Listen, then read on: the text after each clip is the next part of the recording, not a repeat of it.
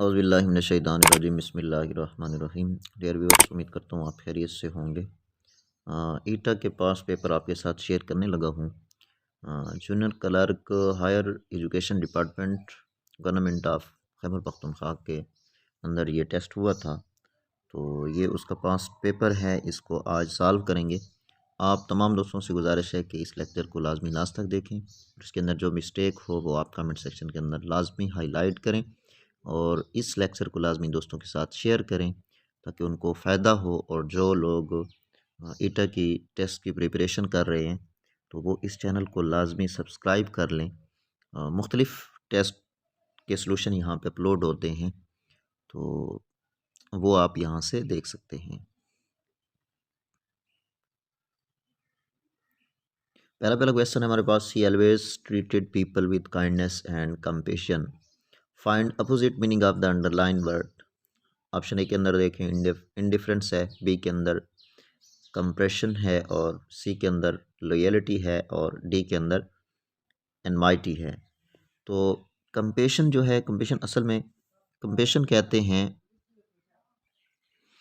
Compassion जो है ये कहते हैं तरस को, रहम को। और दूसरा इसका सही ऑप्शन वो कहता है कि अपोजिट मीनिंग आप इसका फाइंड करें, तो अपोजिट मीनिंग जो है हमारे पास आ जाएगा एनमाइटी।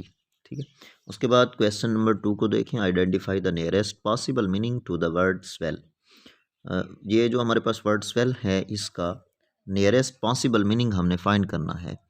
तो स्वेल कहते हैं फूलना, बढ़ना, और इसका ऑप्शन ए देखें तो इसके अंदर है डिक्रीज। डिक्रीज का मतलब कम होना होता है। पी के अंदर इंक्रीज है, सी के अंदर ब्रेक है और डी के अंदर रिबेड है। तो इसका सही ऑप्शन जो है ऑप्शन बी हमारे पास सही है। ऑप्शन बी जो है इसका इंक्रीज, ये सही है। वो नियरेस्ट मीनिंग पूछ रहा है, तो स्वेल का मतलब भी फूलना होता है, बढ़ना होता है, और इंक्रीज का मतलब भी बढ़ना होता है। अब इसके बाद हम देखते हैं क्वेश्चन नंबर 3 को। क्वेश्चन नंबर 3 जो है इसके अंदर देखें, क्वेश्चन 3 के अंदर कह रहा है this sweater is not for that women to wear, choose the correct plural form of the sentence. ये जो सेंटेंस ऊपर दिए गए, इसकी हमने प्लूरल फॉर्म देखनी है कि प्लूरल फॉर्म के अंदर कौन सा सेंटेंस हमारे पास आएगा। ऑप्शन ए के अंदर है this sweaters are not for those women to where.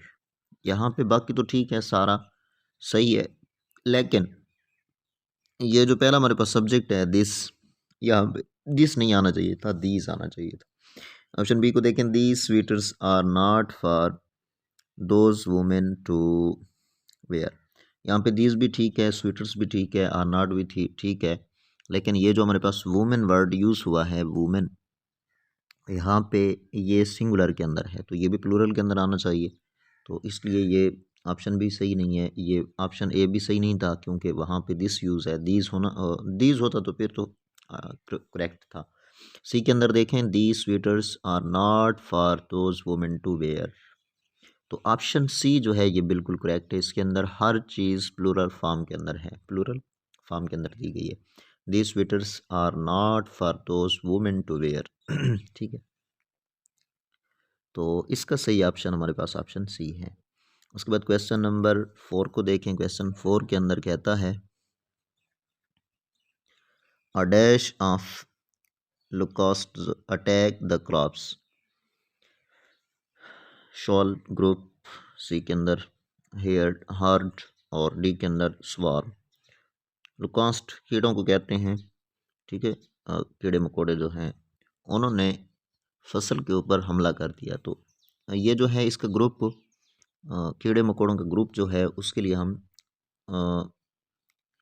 ये वर्ड कलेक्टिव वर्ड जो है स्वार्म यूज़ करते हैं। तो इसका सही ऑप्शन ऑप्शन डी है। क्वेश्चन नंबर 5 को देखें, identify the concrete noun in the following. नीचे दिए हुए वर्ड्स में से हमने कंक्रीट नाउन को देखना है और बताना है कि कंक्रीट नाउन कौन सा है। कंक्रीट नाउन वो होता है जो फिज़िकली एग्जिस्ट करता है, फिज़िकली जो चीज़ मौजूद होती है, बॉडी रखती है, एग्जिस्टेंस होती है उसकी, तो उस चीज़ को हम कंक्रीट नाउन कहते हैं। ऑप्शन ए के अंदर बुक है, बी के अंदर नॉलेज है, सी के अंदर लव है, डी के अंदर पीस है। तो इसका सही ऑप्शन ऑप्शन ए है बुक। ठीक, क्योंकि बुक जो है फिजिकली एग्जिस्ट करती है, तो ये कंक्रीट नाउन के अंदर आ जाएगी। क्वेश्चन नंबर 6 को देखें।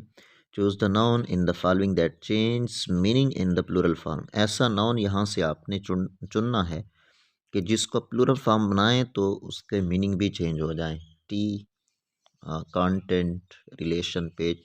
तो इसका सही ऑप्शन ऑप्शन बी है, कंटेंट जो है ये सही ऑप्शन है इसका। अब क्वेश्चन नंबर 7 को देखें। क्वेश्चन नंबर 7 के अंदर कहता है find the word with correct spelling in the following. यहाँ से हमने ऐसा वर्ड सेलेक्ट करना है जिसके स्पेलिंग सही हो। प्रीसीडेंस, PRECIDENC, ऑप्शन ए के अंदर ये है, ये तो गलत है, इसके स्पेलिंग सही नहीं है। और ऑप्शन बी के अंदर देखें तो यहाँ पे प्रीसीडेंस लिखा हुआ है, यहाँ पे एस आया हुआ है, तो ये भी सही नहीं है। ऑप्शन सी के अंदर देखें तो प्रीसीडेंस ये सही है, PRECEDENCE होता है, तो ये प्रीसीडेंस इसका सही है। उसके बाद क्वेश्चन नंबर 8 को देखें। Choose the appropriate prefix for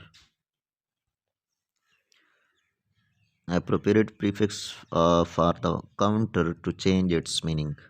counter word जो है इसका प्रीफिक्स हमने चुनना है कि स्टार्ट के अंदर कौन सा वर्ड लगाएं, प्रीफिक्स लगाएं तो इसके मीनिंग भी चेंज ना हो।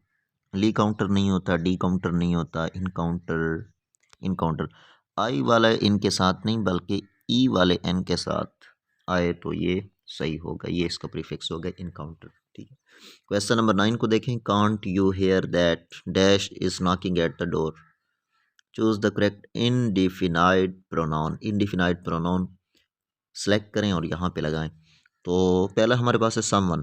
Can't you hear that someone is knocking at the door. Nothing is the door option B के अंदर है, सी के अंदर एदर, डी के अंदर अनदर। तो इसका सही ऑप्शन जो है हमारे पास ऑप्शन ए है, someone is knocking at the door. और क्वेश्चन नंबर 10 को देखें। She knows him, change into passive voice. Passive voice के अंदर इसको चेंज करना है। He has known to her, option A, ये सही नहीं है। He is known to her, option C के अंदर देखें he was known to her, D के अंदर देखें is being known to her. तो इसका सही ऑप्शन जो है वो है ऑप्शन बी।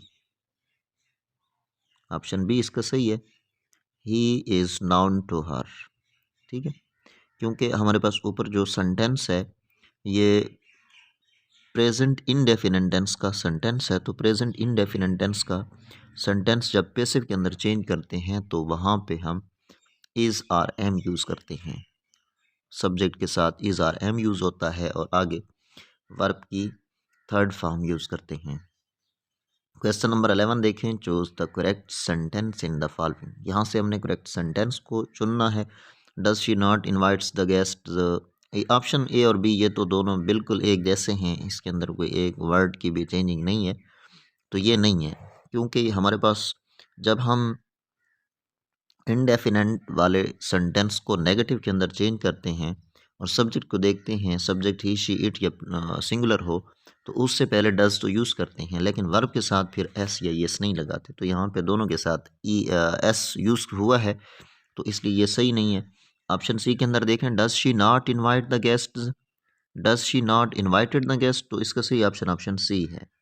ठीक है, ये आएगा does she not invite the guest, क्योंकि वर्ब के साथ यहाँ पे एस यूज़ नहीं है। उसके बाद MCQs नंबर 12 को देखते हैं। MCQs नंबर 12 के अंदर कहता है his only ambition was dash at his job. तो इसका सही option option D, to succeed. ठीक है, टू सक्सीड। उसके बाद MCQs नंबर 13 है he had not dash meat for 3 years। Choose the correct word. Been eating, being eaten, being eaten, been eaten. तो सही ऑप्शन ऑप्शन डी है, he had not been eaten meat for 3 years आएगा, क्योंकि had के साथ हमेशा been आएगा और वर्ब की थर्ड फॉर्म होगी। तो डियर व्यूअर्स, आज के लिए इतना ही काफ़ी है। इंशाल्लाह नेक्स्ट लेक्चर के अंदर मज़ीद जो इसके पार्ट्स होंगे वो अपलोड किए जाएंगे। आप लोगों से गुजारिश है आप इस लेक्चर को लाजमी देखें और दोस्तों के साथ शेयर करें और चैनल को सब्सक्राइब करें। आज के लिए इतना ही काफ़ी है। इंशाल्लाह नेक्स्ट लेक्चर में मिलते हैं, तब तक के लिए अल्लाह हाफिज़।